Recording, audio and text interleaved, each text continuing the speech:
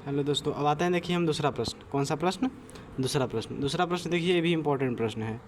ये भी क्या है? इम्पोर्टेंट प्रश्न है। ठीक, अब आते हैं देखिए अगला प्रश्न।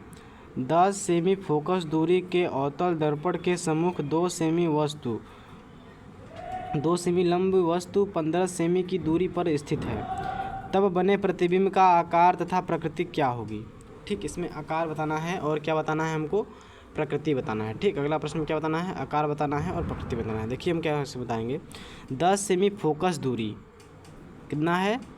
एफ का मान 10 सेमी फोकस दूरी के अवतल दर्पण, यानी कि हल यहाँ पर लिखते हैं। ठीक, हल क्या होगा? 10 सेमी फोकस दूरी यानी एफ का मान कितना दिया है हमारा? 10 सेंटीमीटर। चूँकि अवतल दर्पण है तो -10 सेंटीमीटर होगा, और यहाँ पर आभासी प्रतिबिंब नहीं बोला है तो वास्तविक प्रतिबिंब बनता है। ठीक, तो वास्तविक प्रतिबिंब जब भी बनता है तो हमारी फोकस क्या होती है? हमेशा निगेटिव होती है। अब देखिए क्या है, 10 सेमी फोकस दूरी के अवतल दर्पण की सम्मुख भुजा क्या क्या है हमारे? अब देखिए बोला है 2 सेमी लंबी वस्तु, यानी जो ऑब्जेक्ट है हमारा, वस्तु किससे नोट करते हैं? ऑब्जेक्ट से। ऑब्जेक्ट का मान कितना दिया हुआ है? 2 सेंटीमीटर, और ये कितना दिया हुआ है? -10 सेंटीमीटर। ठीक, ऑब्जेक्ट क्या होता है? 2 सेंटीमीटर। ऑब्जेक्ट मतलब वस्तु की लंबाई। वस्तु, मान लीजिए कोई वस्तु बन रहा है तो उसकी लंबाई कितनी है? हमारा 2 सेंटीमीटर दिया है वस्तु की लंबाई। ऑब्जेक्ट मीन्स क्या होता है? वस्तु, तो ओ से नोट करते हैं। ऑब्जेक्ट वस्तु की लंबाई को किससे प्रदर्शित करते हैं? ओ से करते हैं। ठीक, अब इसी प्रकार से आप देख लीजिए। अब है हमारा 15 सेमी की दूरी पर रखी वस्तु 15 सेमी की दूरी पर स्थित है। वस्तु कितनी दूरी पर स्थित है? 15 सेंटीमीटर, यानी जो हमारा यू का मान है वो -15 सेंटीमीटर है। हम बताए हैं चाहे अवतल दर्पण रहे चाहे उत्तल दर्पण है, उसमें हमेशा फोकस क्या होती है? निगेटिव। यू क्या होता है? हमेशा निगेटिव होता है। वस्तु की जो लंबाई होती है हमेशा क्या होती है? वो निगेटिव होती है। ठीक, तो अब देखिए हमारा फोकस है, ठीक, एफ भी है, वस्तु की लंबाई भी है, तो हम एफ निकाल लेते हैं। क्या निकाल लेंगे? पहले सबसे पहले एफ यानी फोकस दूरी ज्ञात करेंगे।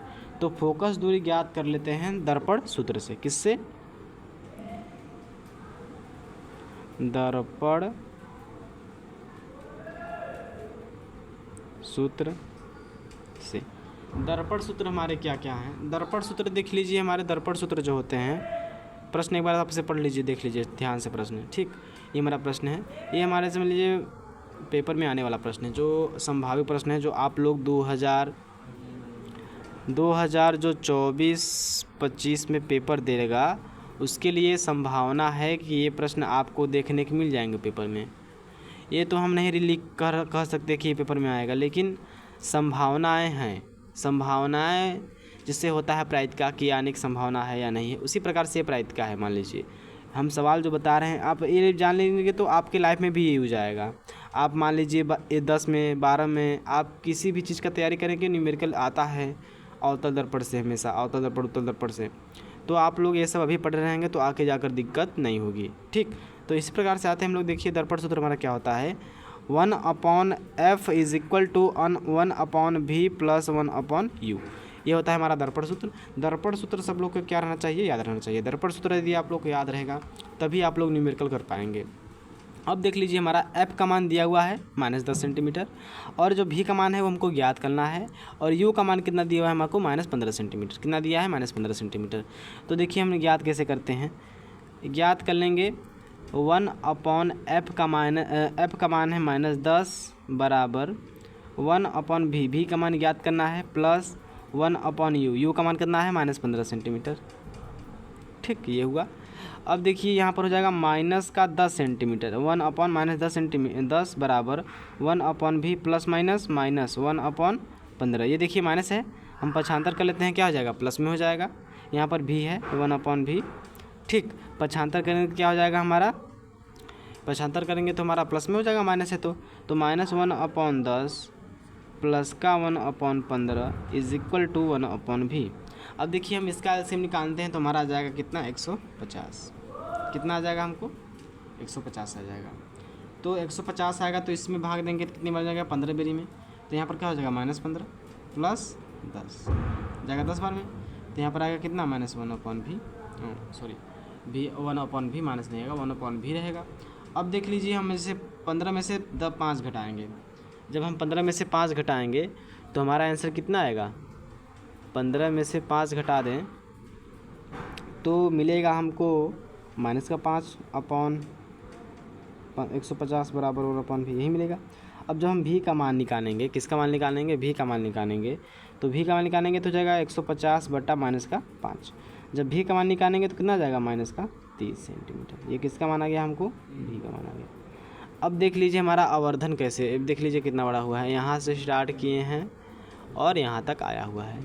अब देख लीजिए हम v का मान निकाल लेते हैं। अब v का मान नहीं, सॉरी, क्या बोला है हमको ज्ञात करने के लिए, बोला है सबसे पहले कि प्रश्न एक बार फिर से पढ़ लीजिए, प्रश्न एक बार फिर से पढ़ते हैं।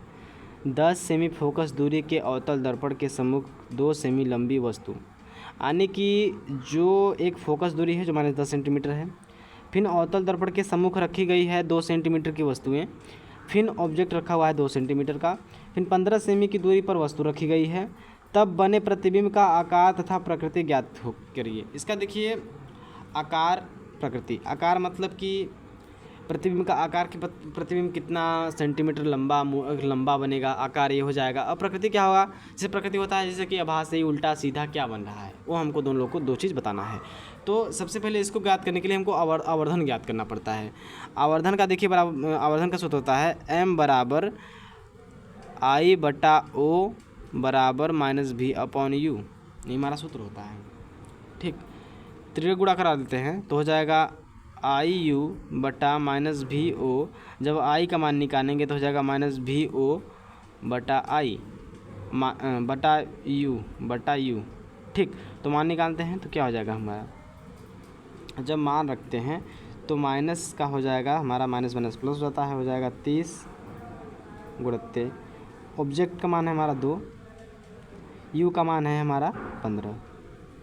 ठीक, जब हम I का मान निकालेंगे तो हमारा जाएगा कितना, यहाँ पर है 30 दूना 60 बटा 15 हो जाएगा, 30 दूना 60 बटा 15।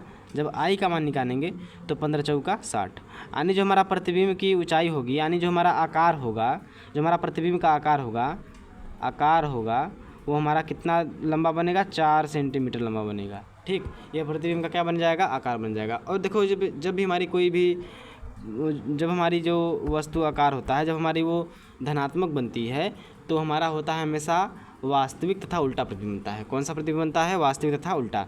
तो हमारी जो प्रकृति हो जाएगी वो कैसी हो जाएगी, जो हमारी प्रकृति हो जाएगी वो हो जाएगी वास्तविक।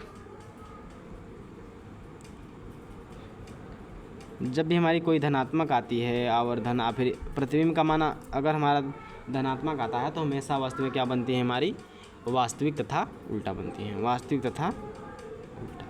यही हमारा हो गया सॉल्यूशन। आप लोग प्रॉपरली देख लीजिए कैसे हुआ है, आप लोग इससे बार बार अभ्यास करेंगे तभी आएगा। ये देखिए बड़ा प्रश्न, ये सब प्रश्न पेपर में आप लोग को देखने को मिलते हैं। आप सेट उठा लीजिए, ये सब प्रश्न पूछते हैं घुमाने के लिए। यहाँ पर देखिए 2 सेंटीमीटर लंबी की वस्तु दे दी है, तो आप लोग को जब ये सूत्र नहीं पता रहेगा तो आप लोग इसको कैसे हल करेंगे। आप लोग को हल करने के लिए सबसे पहले क्या पता रहना चाहिए, सूत्र पता रहना चाहिए। तो आप लोग देख लीजिए कैसे कैसे हल हुआ है, आप लोग घर पे रिहर्सल करिएगा तभी आएगा। देख लीजिए कैसे हुआ है न्यूमेरिकल, आप लोग अच्छे से देख लीजिए और स्क्रीनशॉट ले ले, इसको नोट डाउन पक्का कर लीजिएगा। नोट डाउन ये वेरी मस्ट इम्पॉर्टेंट है, आप लोग को बताए हैं, इसको नोट डाउन आप लोग कर लीजिएगा। ठीक, तो इसके बाद हम लोग मिलेंगे अगले प्रश्न पे।